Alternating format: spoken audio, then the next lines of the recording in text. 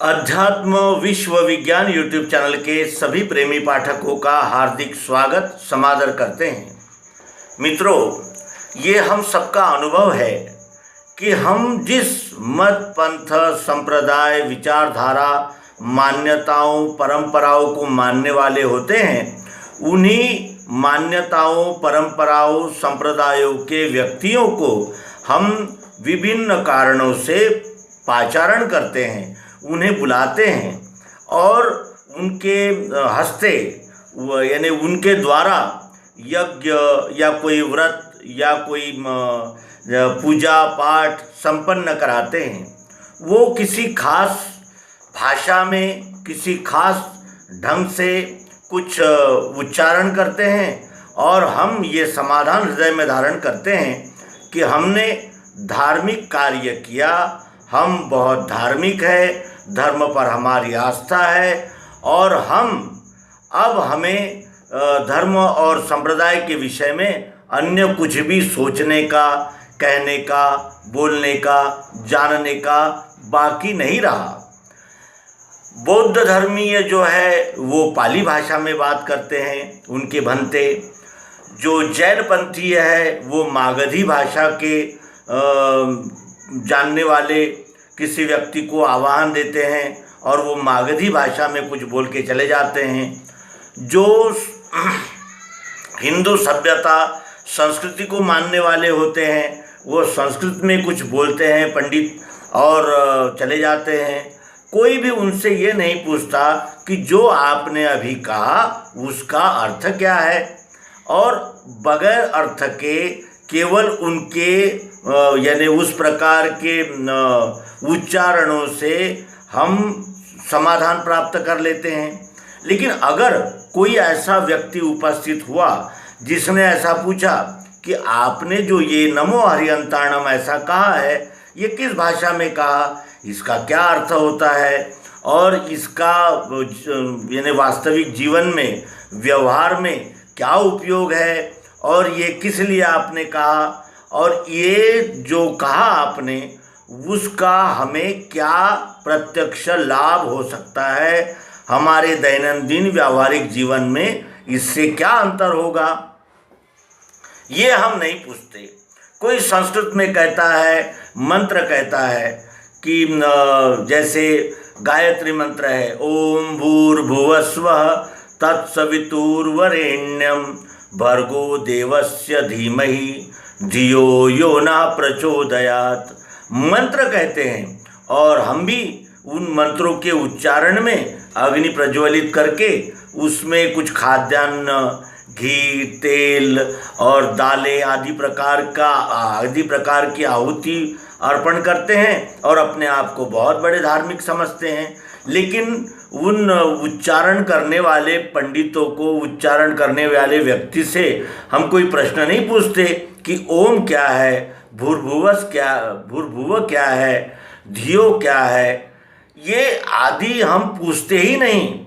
और जो पूछते नहीं उन्हें ही लोग धार्मिक कहते हैं। और जिसने ऐसा पूछ लिया कि आप जो कह रहे थे उसका अर्थ क्या है, ये पूछते ही वो आपको कहने लगेंगे कि आप हमारे यानी पंथ का, संप्रदाय का उपहास कर रहे हैं और आप तो नास्तिक है, आपने ऐसा पूछा ही क्यों। और अनेक पंथों में, मतों में, संप्रदायों में ये पूछने वाले को तो ईश निंदक माना जाता है, इसका तिरस्कार किया जाता है और कहा जाता है कि आपको तो दोजख मिलेगा और आपने तो ये धर्म के विरुद्ध कार्य किया है। कभी आप इसके विरुद्ध में कुछ भी नहीं कहेंगे, न धर्म ग्रंथ के विषय में कुछ कहेंगे, न धर्म में प्रचलित प्रथाओं के विषय में आवाज़ उठाएंगे। आप केवल मानेंगे और उस आने वाले आगंतुक का जो यज्ञ और पूजा पाठ जो कुछ भी धार्मिक पद्धति से किया जा रहा है वो करने वाले को दान दक्षिणा देंगे, उसको संतुष्ट करेंगे। कुछ संप्रदायों में ऐसा नियम है कि गुरु के विरुद्ध कुछ बोलना ही नहीं चाहिए, चाहे गुरु जो भी कहे उसको शिरोधार्य करना चाहिए। और जो गुरु के विरुद्ध कुछ बोलता है या कुछ सुनता है उसे अवश्य ही नरक की प्राप्ति होती है और वो सबसे बड़ा पाखंडी है। इस प्रकार की विचारधाराओं की वजह से धर्म और ईश्वर और सत्य ये केवल धर्म ग्रंथों में ही बंदिस्त रहे और जो उसके विद्वान कहे जाते हैं उन्होंने भी उन श्लोकों का, उन उद्गारों का उच्चार करके हमसे केवल धन ही प्राप्त किया, न हमें उसका कोई प्रत्यक्ष लाभ हुआ। और इसका तो एक और दुष्परिणाम हुआ कि हम धर्म और सत्य के विषय में गाफिल रहे और अंत तक हमें यही समझ में नहीं आया कि ये जो कह रहे हैं उसका तात्पर्य क्या है, मतितार्य क्या है। इस विश्व में इस प्रकार की एक अंधश्रद्धा शुरुआत से ही चली आ रही है और इस अंधश्रद्धा के विरुद्ध जिन्होंने आवाज़ उठाई लोगों ने उन्हें विद्रोही कहा और ऐसे ही लोगों को जैसे सुकरात को विष देकर मार दिया, विवेकानंद को यानी जिसे कहते हैं कि धर्म का प्रचार करने में अनेक प्रकार के अवरोध खड़े किए और ओशो को जहर का इंजेक्शन देकर अमेरिका में मार दिया गया। यानी कहने का आशय केवल यही है कि हम चिकित्सक, जिज्ञासु और जानने के उत्सुक लोगों को अधार्मिक कहते रहे और यही वो परंपरा है जिनकी वजह से हमारे सभी, इसमें किसी एक पंथ मत संप्रदाय का नाम नहीं लिया जा सकता, सभी मतों पंथों संप्रदायों में इसी प्रकार की परंपराएं चल रही है कि आप केवल बोलिए और फिर उस बोलने को हम सुनेंगे और उसमें का कोई भी दोष आपका हम नहीं निकालेंगे, किसी भी शब्द का, किसी भी प्रश्न का हम अर्थ नहीं पूछेंगे और फिर हम धार्मिक हो गए और फिर हमें धर्म में, समाज में और संप्रदाय में मान सम्मान और अनेक प्रकार के जिसे कहते हैं कि उपाधियों से अलंकृत किया जाएगा। आज 11 दिसंबर है। 11 दिसंबर श्री रजनीश, आचार्य रजनीश, जिन्हें अनंतर ओशो के नाम से जाना गया, उनका आज स्मृति दिन है, उनकी याद का दिन है और वो इसीलिए सबके विरोधी बन गए कि उन्होंने सभी मतों पंथों संप्रदायों के जो माइनस पॉइंट थे, जो त्रुटियां थी, उनकी ओर निर्देश किया और ये पूछा कि इसमें सत्य क्या है और हम आपके विचारों को क्यों माने, और इसका कोई भी उत्तर नहीं दे पाए। उन्होंने अंधश्रद्धा और अंधविश्वास पर कुठाराघात किए और इसलिए ही उनका छल हुआ और उनको ये संपूर्ण धरती उनके विमान को नहीं उतरने देना चाहिए, इस निश्चय तक पहुँचे और वो आकाश में ही कई घंटे तक उनका विमान घूमता रहा और जिस उरुग्वे ने उनके विमान को उतरने की इजाज़त दी, उस उरुग्वे के साथ भी इस संपूर्ण विश्व ने वो व्यवहार किया कि आप अगर 24 घंटे के अंदर रजनीश को अपने देश से नहीं निकालेंगे तो हम आपके देश का बहिष्कार कर देंगे और आपको मिलने वाली सहायता को रोक देंगे। कहने का आशय केवल यही है कि सत्य को पूछने वाले को हम पाखंडी कहते हैं और सत्य, धर्म, संप्रदाय, ईश्वर, इनके नामों पर अंधश्रद्धा, अंधविश्वास फैलाने वालों की हमने पूजा की, आराधना की।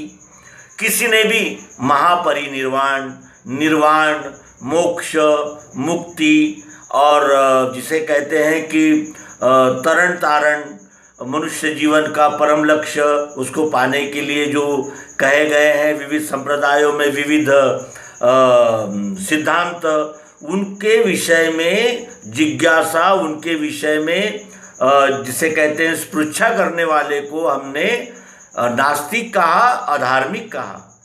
और यही वो बात है जिसके वजह से धार्मिक तो बहुत हुए लेकिन धर्म का अनुसरण करने वाले बहुत ही कम लोग हुए।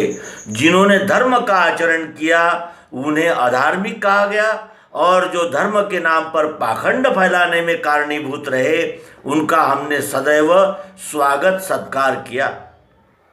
लेकिन अध्यात्म विज्ञान इस प्रकार की कोई भी अंधश्रद्धा, अंधविश्वास को मान्यता नहीं देता है, क्योंकि अध्यात्म के साथ यहाँ विज्ञान जुड़ा है। और विज्ञान उसे कहते हैं जो प्रायोगिक, प्रत्यक्ष, यथार्थ और जिसे कहते हैं कि कृतिशील ज्ञान है, उसे ही अध्यात्म विज्ञान कहते हैं। अध्यात्म विज्ञान में जिज्ञासा को अत्यंत महत्व है। अगर जिज्ञासा नहीं है तो वो भी अन्य मतों पंथों के समान अंधभक्ति और अंधश्रद्धा ही सिद्ध होती है। अध्यात्म विज्ञान क्या कहता है? अध्यात्म विज्ञान कहता है कि जिस हवा से आपके जो जिसे कहते हैं सांसें चल रही है, वो ईश्वर का अंश है। जिस पृथ्वी से तुम्हें अन्न प्राप्त होता है, वो पृथ्वी इस विश्वरूप का, इस ईश्वर का अंश है। जिस वायु से, जिस अग्नि से, जल से, ये पंच महाभूतों से ही ये आपका शरीर निर्माण हुआ है। ये प्रत्यक्ष प्रायोगिक पद्धति से अध्यात्म विज्ञान सिद्ध करता है और इसीलिए इसे अपराजित विद्या कहते हैं। मित्रों, पाखंड का खंडन करने वालों का हमने सम्मान करना चाहिए और उनका जो वास्तविक स्थान। अंत में श्री मायानंद जी चैतन्य इनका एक पद सनातन ईश्वरी धर्म का स्वरूप प्रस्तुत करते हैं और अपने इस अंक को विराम देते हैं। श्री मायानंद जी चैतन्य संपूर्ण विश्व के मत, पंथ, संप्रदाय, विचारधाराएं, परंपराएं, रूढ़ियाँ, इन सब को आह्वान देते हुए कहते हैं कि तुम गहो विश्व जन सत सुख का सोता है, ईश्वरी धर्म सो विश्व रूप होता है। तुम गहो विश्व जन सत सुख का सोता है, ईश्वरी धर्म सो विश्व रूप होता है। उसमें नहीं सा जैन हिंदू इस्लामी, नहीं दर्शन मत पथ संप्रदाय परिणामी, नहीं बड़ा न छोटा गृही भेखवा स्वामी, नहीं मंत्र तंत्र यंत्रादिक वा सतनामी, जो सब नामों का अहंकार धोता है, ईश्वरी धर्म सो विश्वरूप होता है। यह सब धर्मों ने कही एक ही बानी, नरदेह मात्र है अचल प्रेम की खानी। जहाँ अचल प्रेम नहीं रहता सो अज्ञानी, पशु समान ही है निज तनु का अभिमानी। वह अक्षर गति का निज बीज आप बोता है, ईश्वरी धर्म सो विश्वरूप होता है। तुम गहो विश्व जन सत सुख का सोता है, ईश्वरी धर्म सो विश्वरूप होता है। जब गहे नहीं दो बुद्धि एक ही माने, विश्व ही उसी का एक रूप है जाने। निज सम सुख दुख में वृत्ति एक रस ठाने, स्थिर काया वाचा मन से सत ही आने। अस्तित्व यही सत कभी नहीं सोता है, ईश्वरी धर्म सो विश्वरूप होता है। तुम गहो विश्वजन सत सुख का सोता है। ईश्वरी धर्म सो विश्वरूप होता है। अस्ति ने भांति प्रिय प्रगट किया सो माया।